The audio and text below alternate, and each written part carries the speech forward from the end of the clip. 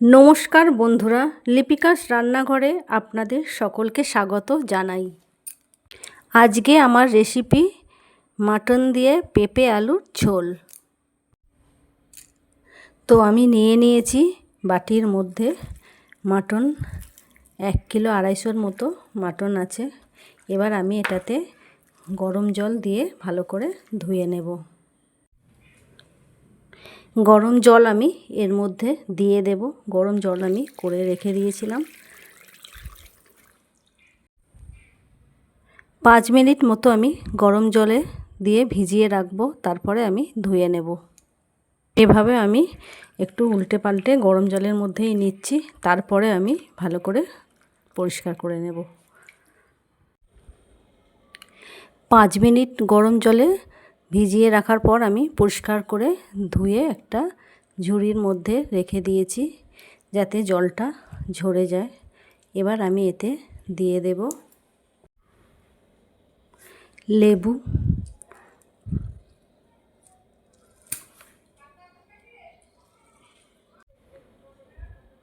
লেবুটা ছোট, বেশি রস নেই, তাই আমি পুরো লেবুটাই দিয়ে দিলাম। এবার আমি এর মধ্যে দিয়ে দেবো 1 চামচ নুন, দিয়ে দেবো 1 চামচ হলুদ। এখন বেশি কিছু দেব না, এই হলুদ নুন দিয়ে আমি মাখিয়ে রেখে দেব 10 মিনিট। মাখানো আমার হয়ে গেছে, আর জলও অনেকটা ঝরে গেছে। দেখুন, জল থাকলে ভালো লাগে না রান্না করলে। ততক্ষণ আমি আলু, পেঁপে, পেঁয়াজ, আদা, রসুন ছাড়িয়ে রেডি করি।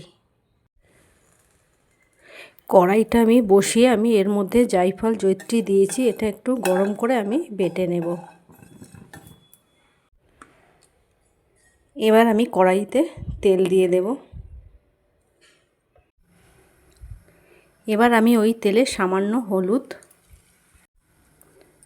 সামান্য নুন দিয়ে দেব।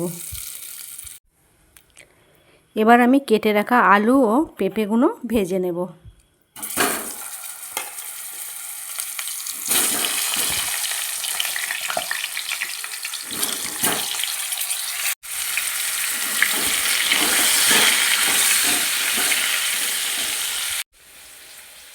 তো আলু পেঁপে ভাজতে ভাজতে আমি আপনাদের একটা ছোট টিপস দেখিয়ে দিচ্ছি।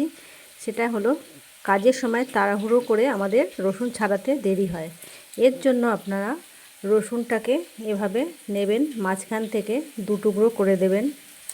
দিলে খুব সহজেই বাদাম ছাড়াবার মতো ছোটো করে এভাবে ছাড়ানো হয়ে যাবে, সময়টাও কম লাগবে।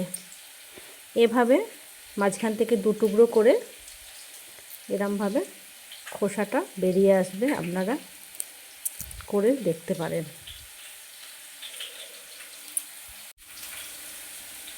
ভালো লাগলে একটা কমেন্ট করে জানাবেন। এই দেখুন, আমার খোসা ছাড়ানো হয়ে গেছে রসুনের। অনেকে আবার আগের দিন রাতেও ভিজিয়ে রাখে, তাতেও খোসাগুলো খুব সহজেই উঠে আসে। এদিকে আমার পেঁপে আলু ভাজাও হয়ে গেছে। এবার আমি ওই কড়াইতে আরও একটু তেল অ্যাড করলাম। এবার আমি দিয়ে দিলাম 2টো তেজপাতা, শুকনো লঙ্কা, এলাচ, দারচিনি, লবঙ্গ। এবার আমি দিয়ে দেবো কুচিয়ে রাখা পেঁয়াজ। পেঁয়াজগুলো ভাজা ভাজা হলে আমি দিয়ে দেবো রসুন বাটা, দিয়ে দেবো কিছুটা রসুন খোসা সমেত, কিছুটা খোসা ছাড়ানো।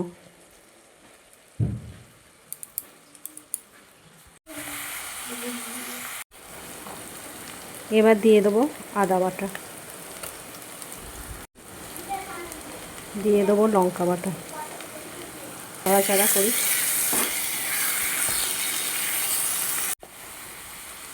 এবার আমি এর মধ্যে অ্যাড করব মটন।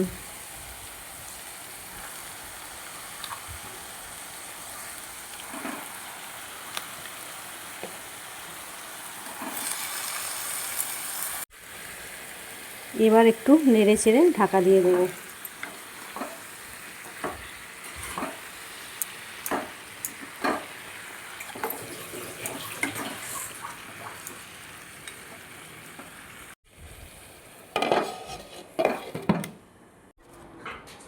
এবার আমি একটি বাটির মধ্যে নিয়ে নেব 2 চামচ জিরে গুঁড়ো,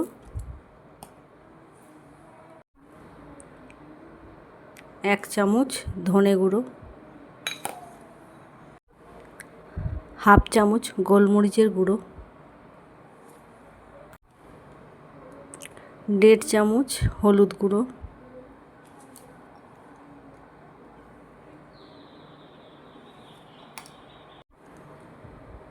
1 চামচ কাশ্মীরি লঙ্কা, 1/2 চামচ লঙ্কার গুঁড়ো, ঝাল যে যতটা খাবে পরিমাণ মতো দিয়ে দেবেন, 1/2 চামচ গরম মশলা। এবার দিয়ে দেবো কিছুটা জল।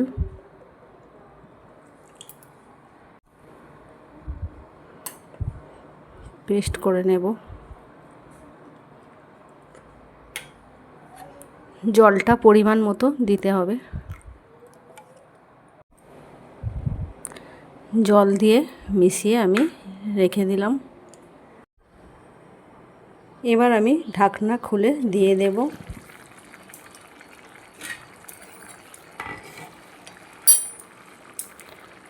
টমেটো কুচি আর দিয়ে দেব নুন, 2 চামচ নুন দিয়ে দেব।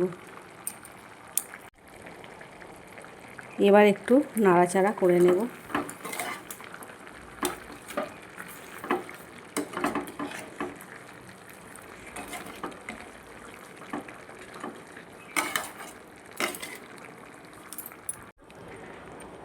এবার আমি দিয়ে দেব মশলা।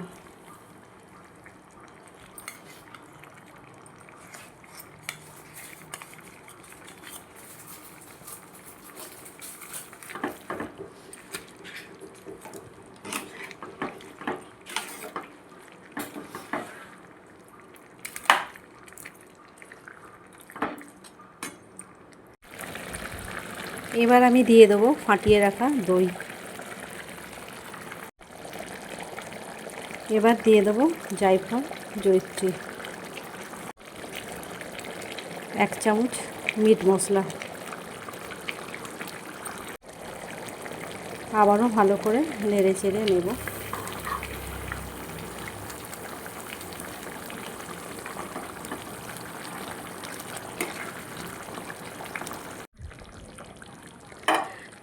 মাংস আমার কষানো হয়ে গেছে, দেখুন মাংসের গা দিয়ে তেল বেরিয়ে গেছে। এবার আমি মাংসগুলো প্রেসারের মধ্যে দিয়ে দেব।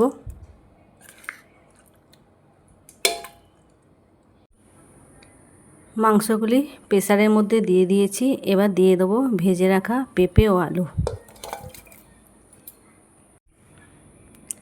এবার আমি অ্যাড করব কিছুটা গরম জল।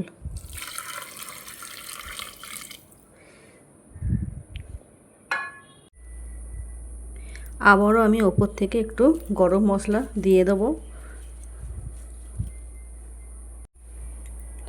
এবার প্রেসারের ঢাকনাটা আমি দিয়ে দিলাম।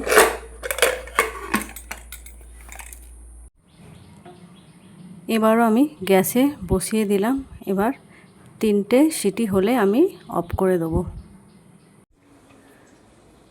3টে সিটি হয়ে গেছে। এবার মাংস আমার রেডি। আমি সার্ভ করে দিয়েছি। এই রেসিপিটা যাদের ভালো লেগে থাকবে একটা লাইক করার অনুরোধ রইল। আর কারা কারা এভাবে প্রেসার কুকারে করেন একটা কমেন্ট করে জানাবেন।